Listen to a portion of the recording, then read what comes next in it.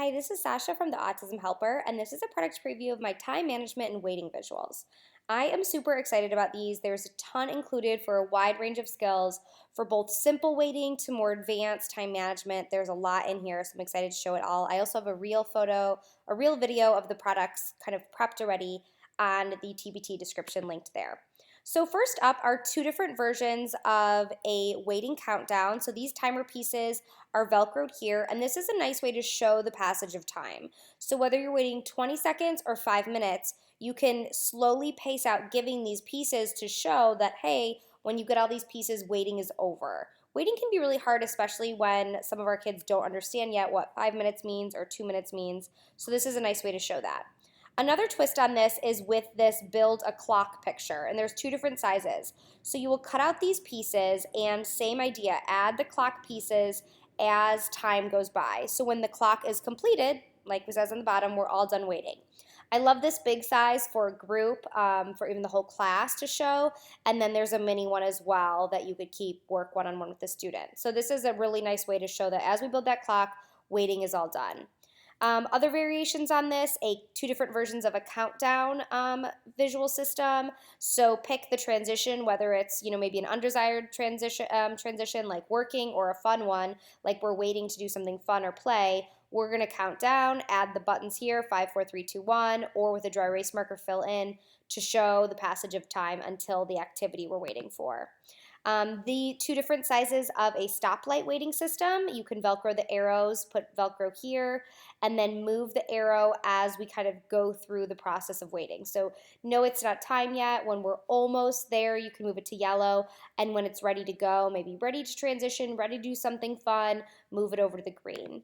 Then we have two different versions of a visual task analysis for using a timer.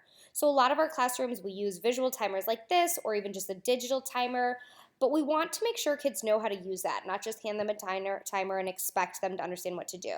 So this is a really nice, simple step-by-step list that you can go through with them to use a timer for some type of work activity. Now we have a few different templates and graphic organizers for helping the time management process. Here's a simple one of making a schedule. We really want to be pushing our older kids to be making their own schedules and starting to manage their own time.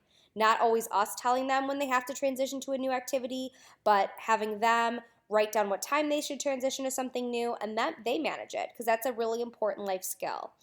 This one gets a little bit more detailed, listing out the tasks you have to do, the start time, end time, and your total minutes, and then really pacing out those activities here with what time you need to be done with each part of your task or each activity, and then using this as a tool as you're going through and checking each one off and making sure you're staying on task.